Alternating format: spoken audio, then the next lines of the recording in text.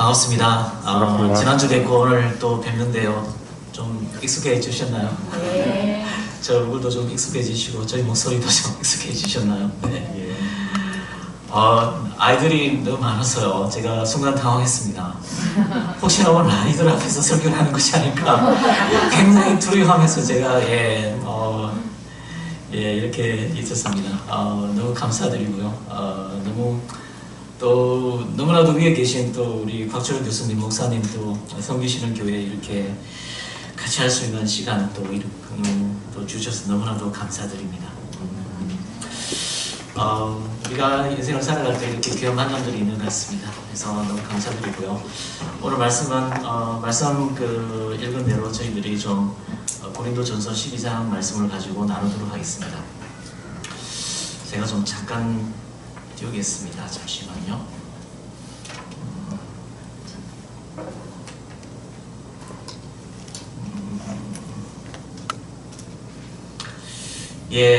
미국에 지금 날씨가 굉장히 덥습니다. 덥고요. 그렇지만 제가 깜짝 놀란 것은요. 이게 한국 날씨가 정말 날씨가 너무 좋은 거 있죠.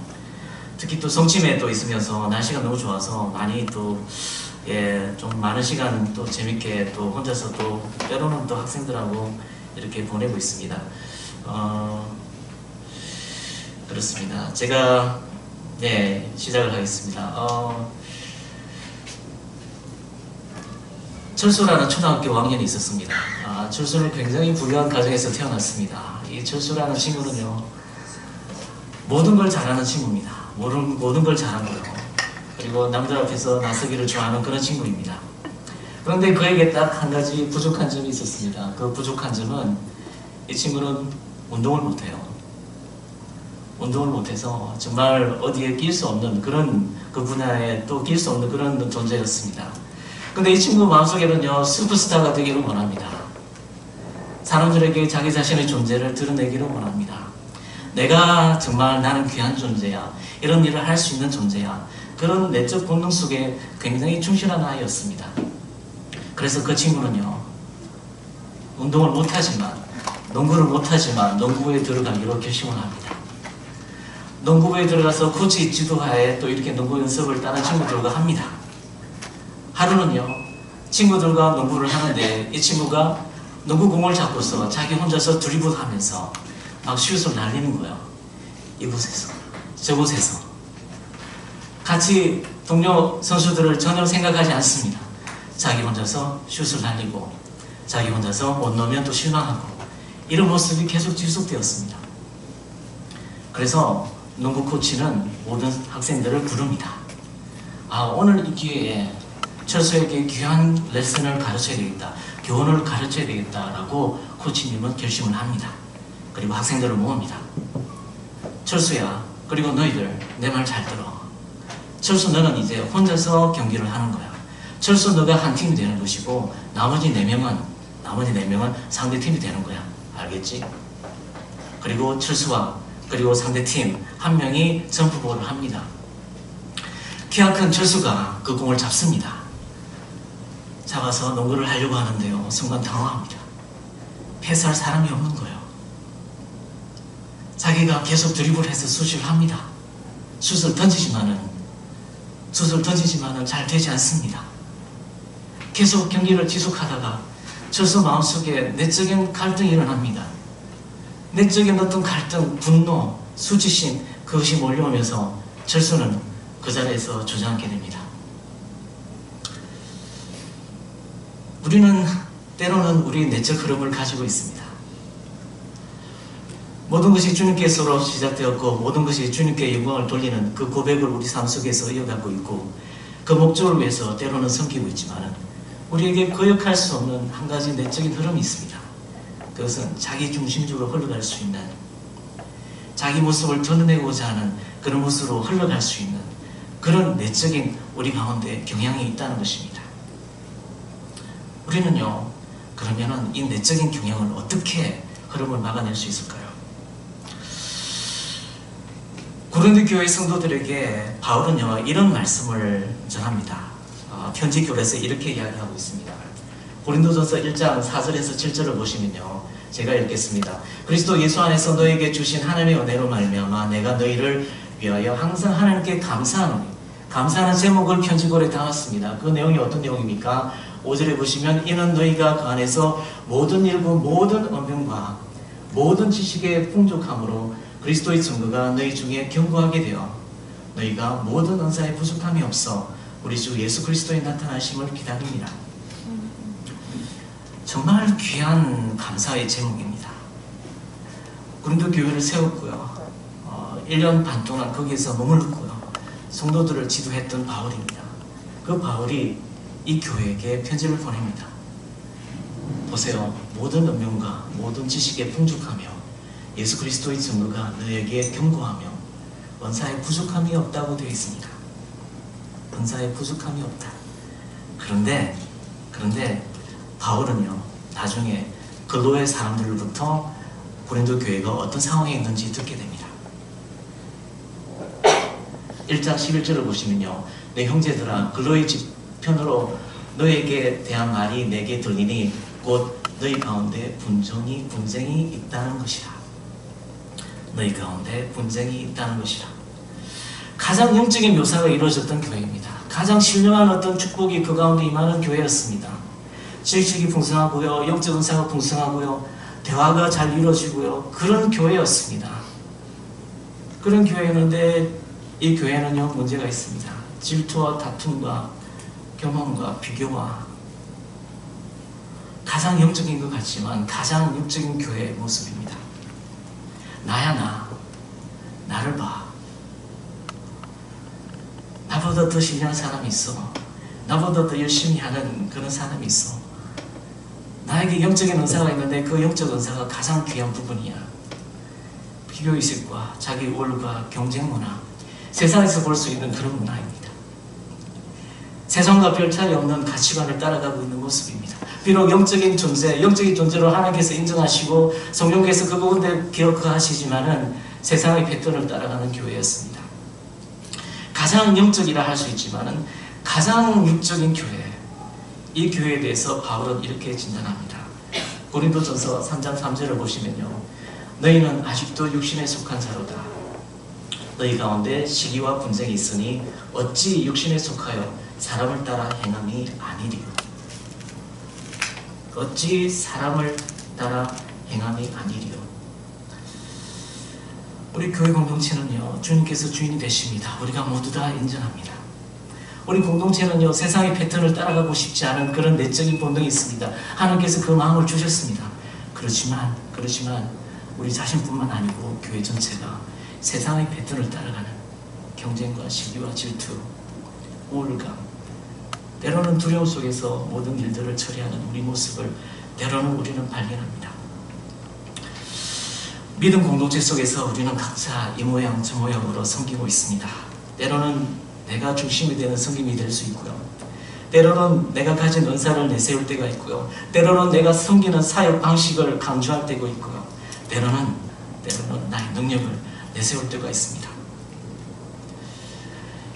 이런 의식은요, 의식적으로, 그렇죠, 의지적으로 이루어지는 생각의 패턴이 아닙니다. 무의식적으로, 아주 무의식적으로 자기도 인식하지 못하는 그런 상황 속에서 이루어지는 생각의 흐름입니다. 우리는 이 생각의 흐름을 어떻게 그 생각의 흐름을 바꿀 수 있을까요?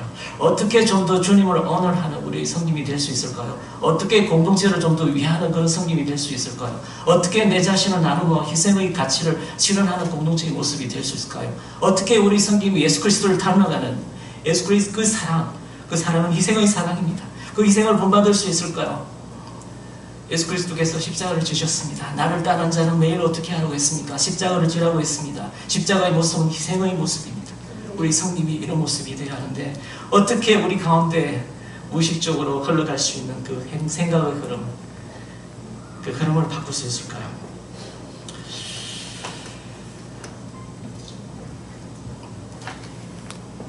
고린도전서는요, 크게 보면 두 가지 부분으로 이루어져 있습니다. 첫 번째는요, 교회에서 일어나고 있는 여러 가지 문제들에 대해서, 분란과 시기와 질투에 대해서 바울이 국면하는 내용입니다. 그게 주된 한 부류를 이야기하고 있고요. 다른 부류는요, 고린도 교회 성도들이 바울에게 질문했던 내용들입니다. 질문했던 내용들에 대해서 바울이 지금 대답하고 있는 내용들이 있습니다. 대답하고 있는 내용들을 설명할 때 바울은 이런 표현을 씁니다. 뭐뭇에 대하여, 뭐뭇에 관하여. 7장 1절을 보시면요, 너희가 쓴 문제에 대하여. 7장 25절을 보시면요, 처녀에 대하여는, 즉 결혼하신 여자에 대해서는, 8장 1절에서는요, 우상의 제물에 대하여는, 16장 1절에서는 성도를 위하여 연보에 관하여는, 16장 12절에서는 형제 아굴에 대해서는 이렇게 되어 있습니다. 이런 여러 가지 질문들을 고린도 교회 성도들은 바울에게 했습니다. 그 질문들이 바울에게 전달되었고요. 그 질문들이 구체적인 내용은 우리가 알 수 없습니다. 마치 제가 만일 지금 휴대폰을 들고서 곽철우 교수님, 미국에 계신 교수님과 통화를 한다고 생각을 해보십시오. 여러분들은 곽철우 교수님의 이야기를 들을 수 없습니다. 저는 저 이야기만 듣는 거죠. 그래서 우리가 뭔가가 오가고 있고 뭔가가 진행 중인데 정확하게 고린도 교회 성도들이 무슨 요구가 있는지, 무슨 필요가 있는지 정확하게는 알 수 없지만 그렇지만은 오늘 본문도 12장 1절을 보시면은 오늘 본문도 고린도 교회 성도들이 질문했던 내용입니다. 그것에 대해서 바울이 지금 답을 주고 있는 것이죠. 12장 1절을 보시면 형제들아 신령한 것에 대하여 나는 너희가 알지 못하기를 원하지 아니하노라. 신령한 것이라고 있습니다. 신령한 것. 영적인 것이죠. 영적인 것. 오늘날처럼 영적이라는 말에 굉장히 우리 생각이 휘둘릴 때가 많이 있습니다. 모두 다 영적이라는 말을 써요. 믿지 않는 사람도 영적이라고 말을 쓰고요. 믿는 사람도 영적이라는 말을 쓰고요. 그런데 여기서 우리가 알아야 될 부분이 있습니다. 그 영적인 부분은 예수 그리스도께서 허락하신 성령의 역사하심을 말하는 것입니다. 그런데 여기서 우리가 알아야 될 부분은요, 형제들아 신령한 것에 대해서, 이 신령한 것은요, 본문을 따라가자면, 본문의 문맥을 보자면 영적인 은사를 말합니다. 영적인 은사에 대해서 교회 성도들은 질문을 하였고 지금 바울이 그 대답을 이어가고 있는 것입니다. 오늘 본문을 통해서 우리가 알게 될 세 가지 사실을 나누도록 하겠습니다. 그 세 가지 사실을 나누고 두 가지 적용점에 대해서 나누도록 하겠습니다. 영적 은사에 대한 첫 번째 사실입니다. 첫 번째 사실은요, 나의 영적 은사는 예수가 주이심을 성령 하나님을 통해 증명하는 증거이다. 내가 가진 영적 은사는요, 예수님께서 주가 되신다고 하셨습니다. 우리가 말하는 마스터, 주인님 차원의 주가 아닙니다. 우리가 말하는 왕의 지위도 아닙니다. 솔로몬과 같이 이 땅의 보좌 위에 앉은 그런 왕의 차원이 아닙니다. 하늘 보좌에 오르시고 하늘을 위해서 좌정하시고 하나님만이 누릴 수 있는 그 영광을 하나님께서 그에게 허락하셨습니다. 그 영광의 자리를 가지도록 하나님께서 인정하셨습니다. 육신으로 부활하셨던 그 주님, 우리는 그 주님을 말하고 있습니다. 여기서 이야기하고 있는 주는요, 그런 주님이십니다. 2절을 보시면요, 바울은 고린도 교회 성도들의 과거의 삶에 대해서 말하고 있습니다. 2절을 제가 읽겠습니다. 너희도 알거니와 너희가 이방인으로 있을 때에 말 못하는 우상에게로 끄는 그대로 끌려갔느니라 되겠습니다. 너희도 알거니와 너 자신들의 과거의 삶을 알지 않느냐. 여호와 하나님을 알지 못하는 너희들은 존재였다. 누구를 섬기는 거였나요? 우상들을 섬기는 존재였다는 것입니다. 우상이 그들의 영적인 파운데이션 기반이었습니다. 말 못하는 우상, 아무것도 공급할 수 없는 우상, 그 우상에 끌렸던 너희들, 그렇게 끌려갔던 삶을 살았던 너희들입니다. 마치 바다 위에 돛대가 없는 배가 바람에 휘둘리면서 이리저리 떠다니는 그런 삶이었다는 것입니다. 그런데요, 바울은요, 아까도 말씀드렸지만 사도행전 18장에 이렇게 기록되어 있습니다.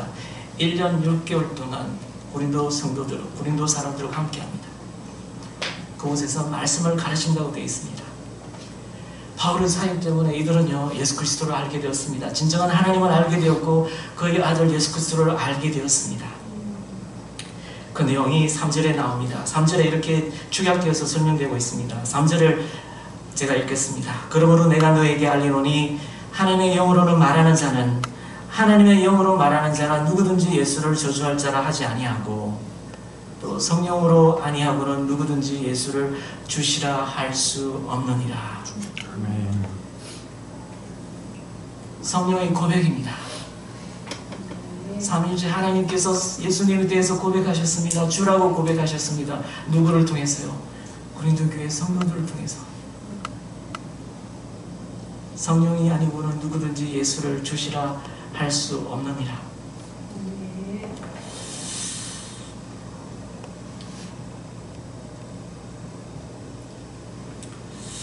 우리가 성령께서 우리에게 귀한 은사를 주셨습니다. 그 인사의 시작은 어떻습니까? 사도행전 1장을 보면요, 예수님께서 성천하시기 이전에 40일 동안 제자들과 함께 시간을 갖습니다. 육신으로 부활하시고 나서요, 40일 동안 예수님께서 함께 하십니다. 사도행전 기록에는요, 떡을 떼시고 먹으시고라고 되어 있습니다. 배고프셔서 그렇게 기록을 하셨을까요? 아닙니다. 육신으로 예수님께서는 부활하셨습니다. 육신으로 부활하시고 그대로 하늘나라로 올라가셨습니다. 아까도 말씀드렸잖아요. 솔로몬의 땅에서 이 땅의 보좌 위에 앉았습니다. 그렇지만 진정으로 하늘 보좌에 오르신 분은 예수님이십니다. 육신으로 오르셨습니다. 그 영광을 하나님께서 자기만이 누릴 수 있는 그 영광을 예수 그리스도께 허락하셨습니다. 지금까지 예수님께서 이 땅 가운데 살아가셨던 모든 가르침, 모든 능력, 그것이 하나님과 함께 하셨음을, 함께 하는 살기였음을 인정하는, 승인해 주시는 그런 성천이었습니다. 하늘 보좌에 앉으심이었습니다. 베드로는요, 자신의 사도행전 2장 설교에서 예수 그리스도를 믿는 자에게 두 가지 영적 축복이 있다고 했습니다. 첫 번째는요, 죄가 용서받는 축복을 누린다고 했습니다. 하늘 보좌로 오르신 그 예수 그리스도를 인정하고 그 영혼을 믿는 그 사람에게는 죄 용서의 은사가 주어진다고 했습니다. 선물이 주어진다고 했습니다. 두 번째는 뭔지 아세요? 성령이라는 은사입니다. 성령이라는 선물입니다. 우리가 마음속에 역사하시는 성령님, 우리 가운데 공동체 가운데 함께 하시는 그 성령님은요, 예수님께서 약속하신 성령님이시고 예수님의 하늘 보좌 위에 오르심을 인정하시는, 증명하시는 성령님이시고 우리 가운데 그것을 확증하시는 성령님이신 것입니다. 제가요, 미국에서 이렇게 좀 생활을 좀 했습니다. 12년의 생활을 좀 했습니다. 그때마다 저에게 모르겠습니다. 현지인들이 마음에 자꾸 들어오곤 했었습니다. 그래서 때가 될 때마다 길거리에서 이렇게 전도를 하곤 했습니다. 어떤 사람에게 전도를 할 때는요, 침을 뱉음을 당하기도 하고요. 기회가 될 때마다 전도를 했던 것 같습니다. 그냥 하나님께서 인도를 하셨습니다. 어느 날 제가 맥도날드 커피를 마시기 위해서 제가 맥도날드를 가고 있었습니다. 근데 맥도날드 옆에 굉장히 큰 나무가 있어요. 나무가 있는데 한 아주머니가, 백인 아주머니께서 그 나무를 보시면서 굉장히 신령한 모습으로 바라보시는 거예요. 새들을 바라보시면서. 그래서 제가 복음을 전하기 위해서 다가갔습니다. 근데 그분은 저에게 설명하시는 거예요. 정말 나무들이, 새들이 자기에게 이야기하는 것 같다고. 나무 가지들이 서로 춤추면서 어떤 마치 어떤 음악에 맞춰서 이렇게 춤추고 있는 것 같다고 저에게 그렇게 이야기를 했습니다. 제가 그때 느꼈던 생각은요, 와, 이분 정말 신령하시다. 이분 정말 영적이시다.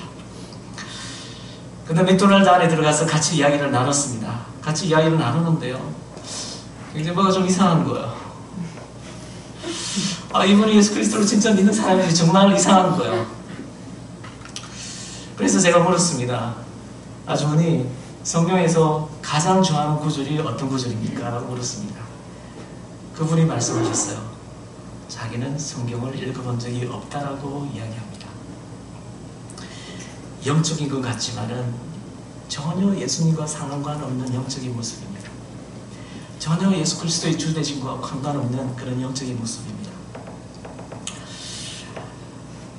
우리가 성령의 역사하심을 예수 그리스도의 주되심과 따로 떼어서 이야기할 수 없습니다. 아멘. 세상 사람들이 많은 영적이라는 말을 쓰죠. 어떤 상황에서든 어떤 문맥 속에서는 써지지만 그들은요, 예수님과 관련지어서 영적이라는 말을 사용하지 않습니다. 우리는요, 영적인 존재들입니다. 아멘. 왜냐고요? 예수 그리스도를 주로 인정하는 영적인 존재들입니다. 아멘.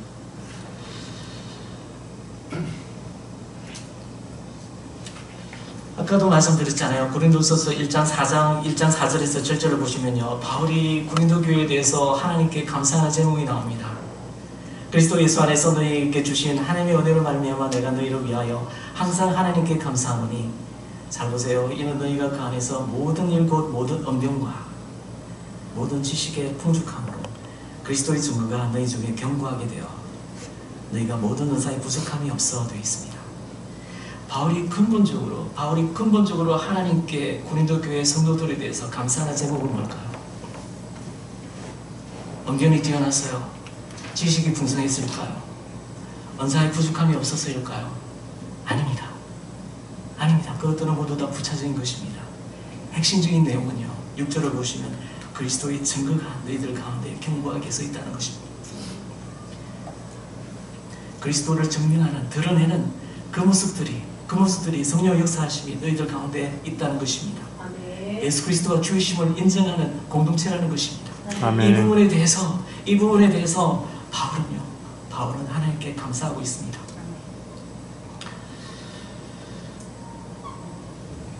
영적 은사를 예수가 주이심을 증명하는 증거로서 이야기보다는 자기 자신의 특별한 능력으로 인식하는 사람들이 때로는 있습니다.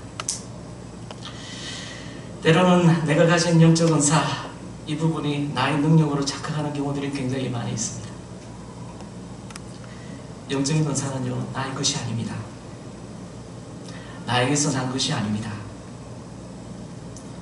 예수가 하늘 보좌에 앉으신 주이시며 구원의 주이시며 만유의 주이시며 그 사실을 증명한 사실, 증명된 사실, 그 사실을 결과로 성령께서 다양한 모습으로 우리 각자에게 나타내시는 것입니다. 우리가 가진 성령의 은사는요, 예수가 주이심을 증명하는 내적인 확신인 것입니다. 기억합시다. 나의 것이 아닙니다. 아멘. 두 번째 보시겠습니다. 두 번째 보시면요, 영적 은사에 대한 두 번째 사실 보시겠습니다. 나의 영적 은사는 삼위일체 하나님의 주권적 계획과 일하심의 결과이다. 주권적 계획과 일하심의 결과이다. 4절에서 6절까지만 같이 한번 읽어보시겠습니다. 시작. 은사는 여러 가지나 성령은 같고 직분은 여러 가지나 주는 같으며 또 사역은 여러 가지나 모든 것을 모든 사람 가운데서 이루시는 하나님은 같으니 이 모든 일은 같은 성령이 행하사 그의 뜻대로 각 사람에게 나누어 주시는 것이니라. 아멘. 4절 보세요. 은사는 여러 가지나 성령은 같고. 은사 헬라어로 좀 쓰겠습니다. 신약을 가르치는 사람으로서 헬라어로 좀 쓰겠습니다. 카리스마라는 뜻입니다. 카리스마, 우리가 이미 알고 있는 단어입니다. 카리스마는요, 우리가 잘 알고 있는 은혜, 카리스라는 명사에서 왔습니다. 은혜는 뭐죠? 값없이 주어진 것입니다. 내가 노력해서 얻은 것이 아닙니다. 값을 지불하고서 얻은 것이 아닙니다. 사도행전을 보면요, 우리가 시몬이라는 마술사를 알고 있습니다. 빌립이 이렇게 전도를 하고 그리고 베드로와 요한이 찾아가는 그런 모습이 있죠. 그 시몬이라는 마술사는요, 성령의 역사하심을 보고서 자기는 그것을 돈으로 주고서 살려고 했습니다. 베드로가 이야기합니다. 하나님께서 주시는 거라고. 우리가 가지고 있는 은사는요, 카리스마는 은혜에서 값없이 주어진 것입니다. 아멘. 그 값없이 주어진 것이 누구에게서 왔다고요? 같은 성령님에서 왔다는 것입니다. 교회 공동체 안에 다양한 은사가 있다고 합니다. 그렇지만 그 은사는 같은 성령께서 값없이 공짜로 주신 선물이라고 합니다. 은사는 여러 가지나 성령은 같고. 두 번째 5절을 보시겠습니다. 5절은 어떤 단어가 나오고 있습니까? 직분은 여러 가지나 주는 같으며 되어 있습니다. 직분은 여러 가지나, 직분은요, 헬라어로 말하자면 디아코니아라는 뜻입니다. 우리가 섬기는 분야를 말합니다. 찬양으로 섬기고요, 전도로 섬기고요, 설교 말씀으로 섬기고요, 가르침으로 섬기고요, 주방에서 섬기시고요, 그리고 어떤 모양 이런 모양으로 섬기시는 우리 공동체입니다. 여러 가지 직분들, 섬기는 모습들은 너무나도 다양합니다. 다양한 방식입니다. 그렇지만 섬김의 대상은 누구입니까? 예수 그리스도, 주 대신 예수 그리스도 한 분이십니다. 우리 궁극적인 섬김의 방향은요, 궁극적인 목적지는 어디라고요? 예수 그리스도이십니다. 우리는 이 모양 저 모양 섬김은 우리 주님을 위한 섬김입니다. 섬김의 방식은 다양하지만 섬김의 대상은 동일하신 오직 한 분이신 우리 주님이시라는 것입니다. 셋째 보시겠습니다. 세 번째는요, 사역입니다. 6절을 제가 읽겠습니다. 또 사역은 여러 가지나 모든 것을 모든 사람 가운데서 이루시는 하나님은 같은 이 되어 있습니다. 사역이란 말은요, 정말 세 번역에 정말 잘 번역이 되어 있는 것 같습니다. 사역이라는 단어는요, 헬라어로 에네르게이마라는 뜻입니다. 에네르게이마는 어떤 일을 했을 때 그 일의 성과, 영향력, 열매 이런 부분들을 우리는 에네르게이마라는 명사를 씁니다. 우리 성경의 능력은 너무나도 달라요. 정말 놀랍지 않나요? 같은 은사를 가졌다고 해서 동일한 능력이 발휘되는 것은 아닙니다. 능력이 다 다를 수 있습니다. 일의 성과는 다 다를 수 있습니다. 어떤 선수는요 3할 오픈을 칠 수가 있고요, 어떤 선수는 2할 오픈을 칠 수가 있습니다. 능력이 다 다릅니다. 그러나 기억합시다. 모든 것을 모든 사람 가운데서 이루시는 분은 하나님이시라는 것입니다. 내가 5달란트를 가졌든 2달란트를 가졌든 내가 쓰임되겠다고 손을 내밀 때 역사하시는 하나님의 능력이 드러나는 것입니다. 아멘. 그 능력이 5가 되었든 3이 되었든 2가 되었든 그 능력이 하나님을 통해서 역사하심으로 드러나는 것입니다. 우리는 그것에 만족해야 하는 것입니다. 모든 것을 모든 사람 가운데서 이루시는 분은 하나님이심을 우리는 기억합시다. 아멘. 5달란트를 가졌든 2달란트를 가졌든 우리가 쓰임되겠다고 우리 손을 내밀 때 그냥 기입하지 않고 그것을 내밀 때 하나님께서 일하십니다. 아멘. 우리 각자를 통해서 일하십니다. 아멘. 주님 주신 은혜의 분량을 따라서 신실하게 충성된 증으로 일해갑시다. 아멘. 은사는 다양하지만 모두 성령 하나님께서 주신 것이요, 섬기는 모습은 다양하지만 모두 주님을 향한 것이며 섬김의 열매 그 결과는 다양하지만 모두 하나님께서 일하시는 결과입니다. 아멘. 보세요.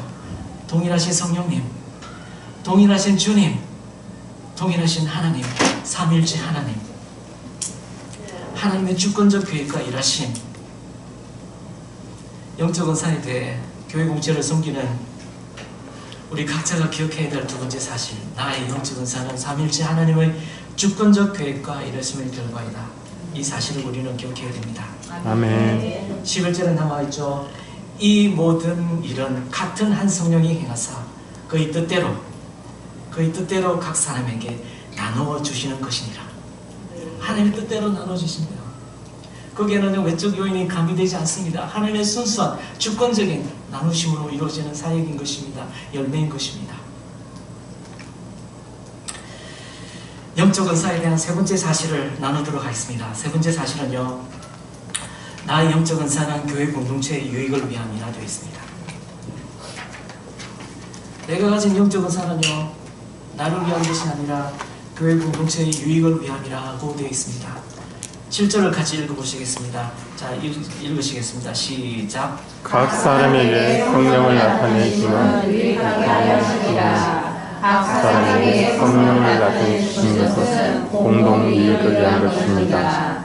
세 번역은 이렇게 되어 있죠. 각 사람에게 성령을 나타내 주신 것은 공동 이익을 위함이라 되어 있습니다. 유익을 위함이라 되어 있습니다. 제가 미국에 있을 때 가장 아쉬웠던 점은요, 한국에 있는 프로야구를 제가 볼 수 없었던 것입니다. 작년 9월에 제가 들어왔거든요. 들어왔는데 제가 와서 감사하게도 제가 좋아하는 팀이 우승을 하게 됐어요.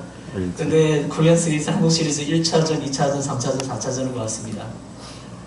근데 두 선수가 눈에 보였습니다. 한 선수는요, 2차전, 3차전에서 결정적인 홈런을 친 선수입니다. 박이라는 선수였어요. 그리고 또 다른 선수, 오라는 선수가 있었습니다. 오라는 선수는요, 1차전, 2차전, 3차전에서 홈런을 치면서 굉장히 탁월한 선수였습니다. 그렇지만 코리안 시리즈의 전체 흐름을 봤을 때 박이라는 선수의 역할은 너무나도 컸습니다. 4차전이 되었습니다. 4차전을 이기면요, 그 팀이 거의 경기가 끝나는 것입니다. 그런데 박이라는 선수가요, 자기가 MVP가 될 수 있는, 홈런을 치면 혹시나 MVP가 될 수 있는 그런 상황에 놓여 있었지만 그 선수는요, 타석에 들어서자마자 희생 번트를 대는 것이었습니다. 1루에 있는 주자를 2루까지 보내기 위해서 희생 번트를 대는 것이었습니다. 저는 굉장히 놀랐습니다. 굉장히 놀랐습니다. 자기 자신의 희생을 통해서 팀의 승리를 위해서 노력하는 그 모습에 굉장히 놀랐습니다. 팀을 위해서, 팀의 승리를 위해서, 팀의 우승을 위해서, 자기 자신의 희생을, 팀의 유익을 위해서. 고린도전서 10장 23절을 보시면요, 바울의 고면이 이렇게 나옵니다. 모든 것이 가나 모든 것이 유익한 것은 아니요, 모든 것이 가나 모든 것이 덕을 세우는 것은 아니니 누구든지 자기의 유익을 구하지 말고 남의 유익을 구하라 되어 있습니다. 아멘. 박이라는 선수는요, 타석에 들어섰을 때 이런 생각을 할 수 있었습니다. 내 타석이잖아. 내가 이 타석을 다스릴 수 있는 권리가 있는 거잖아. 나에게는 자격이 있잖아. 지금까지 팀을 위해서 내가 얼마나 많은 봉사를 해왔고 얼마나 결정적인 홈런을 쳤는데 내가 이 자리를 주관할 수 있는 주권이 나에게 있는 거잖아. 나에게 자격이 있는 거잖아. 그렇게 주장하지 않았습니다. 모든 것이 간다고 되어 있습니다. 모든 것이 허용될 수 있다고 했습니다. 예수 그리스도 안에서 나의 자격을 논할 수 있습니다. 모든 것이 그렇지만 그 모든 것이 유익한 것은 아니라고 이야기합니다. 모든 것이 덕을 세우는 것이 아니라고 말합니다. 혹시나 고린도 교회 성도들 중에는 이런 내적 슬로건이 있을 줄 모르겠습니다. 난 이렇게 해도 돼. 그리스도 안에 있잖아. 하나님께서 나를 부부하실 거야. 난 저렇게 해도 돼. 그러나 분명한 사실은 공동체의 유익이 되지 않을 수 있다는 것입니다. 공동체의 유익이 되지 않을 수 있다는 것입니다. 나의 자격을 생각하십니까? 내가 지금까지 해왔던 그 모습을 생각하십니까? 그 모습을 통해서 나의 자격을 논할 수 있다고 생각하십니까? 모든 것이 간다고 되어 있습니다. 그렇지만 모든 것이 유익하고 덕을 세우는 것은 아니라고 했습니다. 본문을 통해서 우리가 알게 된 세 가지 사실이 있었죠. 첫 번째는 뭐였습니까? 나의 영적 은사는 예수가 주이심을 성령 하나님을 통해 증명하고 있는 증거라고 했습니다. 둘째는 나의 영적 은사는 삼일째 하나님의 주권적 계획과 일하심을 결과했습니다. 그리고 나의 영적 은사는 교회 공동체의 유익을 위함이다 라고 했습니다. 이 사항들을, 이 교훈들을 기본으로 해서 실천적인 내용을 좀 나누도록 하겠습니다. 첫째, 실천적인 감히 성도 여러분들께, 성교에 계신 성도 여러분들께 나누고자 합니다. 첫 번째 실천은요, 동역자의 탁월함을 질투하지 말자. 동역자의 탁월함을 질투하지 말자. 우리가 잘 알고 있는 사울왕이 있습니다. 사울왕의 아들은 누구였죠? 요나단이었습니다. 요나단은요, 자기 아버지를 이어서 이스라엘의 왕이 될 수 있는 자격이 있는 존재였습니다. 혈통적으로 자격을 가지고 있는 존재였습니다. 그리고 그 자격을 주장할 수 있는 사람이었습니다. 그렇지만 요나단은요, 하나님께서 다윗을 세웠다는 것을 알았습니다. 하나님의 큰 계획 가운데, 이스라엘의 구원 가운데 다윗이 있었음을 그는 알았습니다. 요나단은요, 그걸 인정합니다. 그리고 다윗을 존귀히 여깁니다. 자신의 라이벌로 생각하지 않습니다. 경쟁자로 생각하지 않습니다. 하나님의 주권적 계획과 선택을 그대로 수용합니다.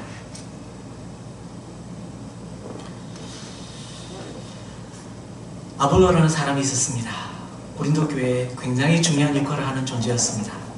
아볼로는요, 굉장히 엄연히 탁월한 사람이었습니다. 그 기록이 사도행전에도 기록되고 있습니다. 근데 성도들이요, 어떤 사람은 아볼로를 따라가요. 어떤 사람들은 바울을 따라가요. 분란이 생깁니다. 이 말을 듣고서 바울은요, 이렇게 고린도 성도들에게 고면합니다. 3장 6절에서 10절까지 제가 한번 읽어보겠습니다. 나는 심었고 아볼로는 물을 주었으되 오직 하나님께서 자라나게 하셨나니 그런즉 심는 이나 물 주는 이는 아무것도 아니로되 오직 자라게 하시는 이는 하나님 뿐이라 되어 있습니다. 9절을 보시면요, 우리는 하나님의 동역자들이요 너희는 하나님의 밭이요 하나님의 집이니라.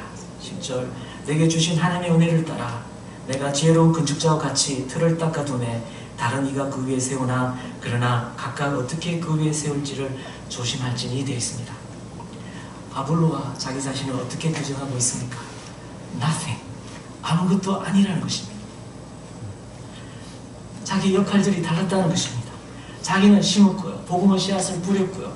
아볼로는 그 씨앗이 자랄 수 있도록 물을 주었고요. 자라게 하시는 분은 하나님이셨다는 것입니다. 아볼로나 자기나 모두 다 하나님께 섞여 있는 종이라는 것입니다. 같은 동역자라는 것입니다. 심는 이와 물 주는 이는 한 가지나 각각 자기가 일한 대로 자기의 상을 받으리라 되어 있습니다. 우리 모두는요 동역자들입니다. 하나님에 속한 동역자들입니다.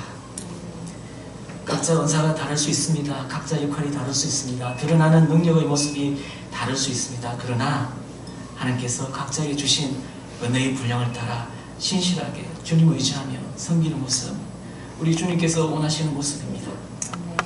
혹시나 우리 내적으로 동역자의 탁월함을 질투하신 적이 있나요? 혹시나 사역을 하실 때 두려움 속에서 사람들에게 어떻게 인정을 받을까라는 두려움 속에서 사역을 하시나요? 다 내려놓읍시다. 비교하지 맙시다. 아멘. 경쟁자가 아닌 동역자로 서로를 바라봅시다. 아멘. 두 번째 실천사항을 나누고자 합니다. 두 번째 실천사항은요, 동역자의 부족함을 책망하지 말자입니다. 동역자의 부족함을 책망하지 말자입니다.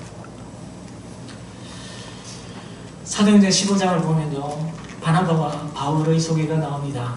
바울이 바나바에게 이렇게 이야기합니다. 우리 이제 2차 전도 여행을 떠나자라고 이야기합니다. 그 제에 바나바는요 응답합니다. 그렇지만 단 하나, 우리 마가라는 요한을 데려가자라고 이야기합니다. 마가라는 요한. 마가는 요한 밤빌리아에서 1차 전도 여행에서 바울과 바나바를 그냥 두고 예루살렘으로 돌아왔던 사람입니다. 그런데 바나바는요 마가를 데려가자고 합니다. 그렇지만 바울은요 거절합니다.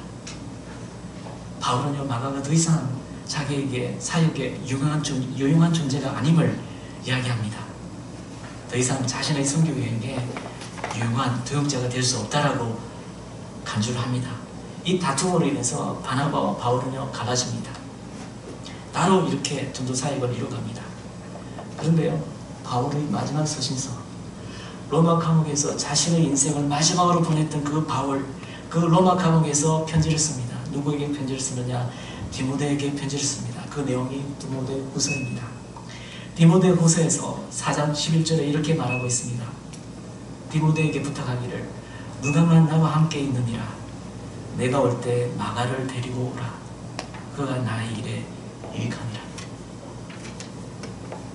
여러분도 알다시피요, 마가라는 요한은요 마가복음을 쓴 저자입니다. 나머지 마태복음, 누가복음, 요한복음은요 어떻게 보면 마가복음을 기준으로 해서 자기들의 기록을 썼을지도 모릅니다. 그런 마가였습니다. 아이가 자라죠. 부모님들이 아이를 키우실 때 아이가 어떤 모습으로 자라기를 원하시나요? 앞으로 성장했을 때 어떤 일을 할까? 어떤 역할을 할까? 그런 꿈을 가지고 키우지 않습니까? 농부가 모내기를 합니다. 모를 한 포기 한 포기 심습니다.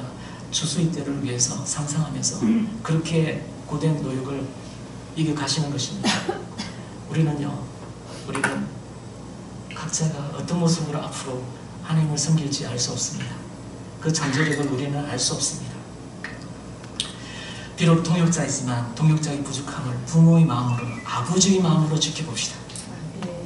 그 동역자의 가능성과 잠재력을 상상합시다. 동역자의 잠재력은요 하나님만이 아시고 하나님만이 잠재력을 실현시키십니다.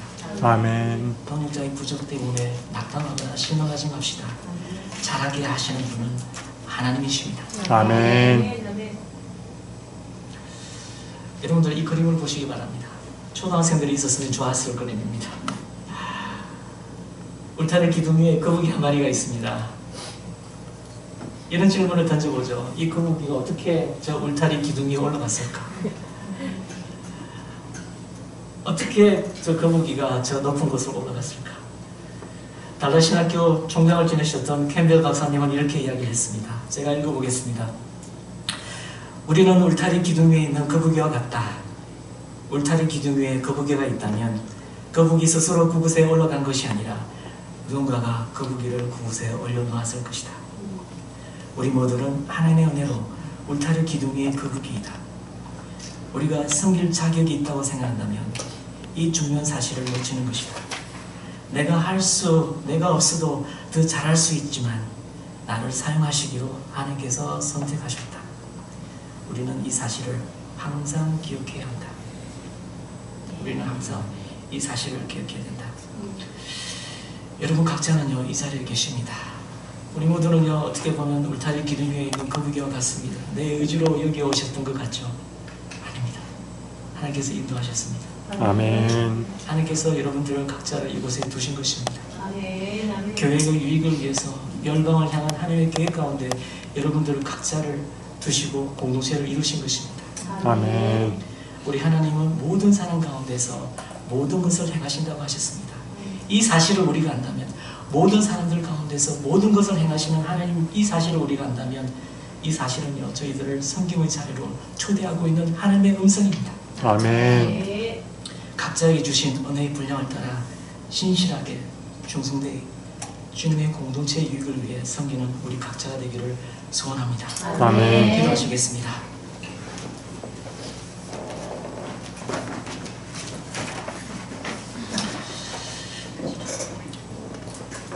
주의 은혜에 감사드립니다. 우리는 주님을 섬기겠습니다. 작은 것이든 큰 것이든 드러나는 일이든 드러나지 않던 일이든 우리는 주님을 위해서 섬기겠습니다. 주님의 몸 되신 교회 그 성도들을 섬기겠습니다. 주님, 이 성경의 과정 중에 진정으로 주님이 우리 주가 되심을 늘 잊지 않게 하여 주시옵소서. 우리 섬김이 하나님께 온전히 들어지는 섬김이 될 수 있도록 도와주시옵소서. 때로는 우리 자신을 다시 한번 돌이켜 볼 수 있는 은혜를 허락하셔서 우리 섬김의 모습이나 방향이나 태도나 이런 부분들을 늘 점검할 수 있는 회개의 은혜도 같이 허락하여 주시옵소서. 아멘. 감사드리며 우리 주 예수 그리스도의 이름으로 기도드립니다. 아멘.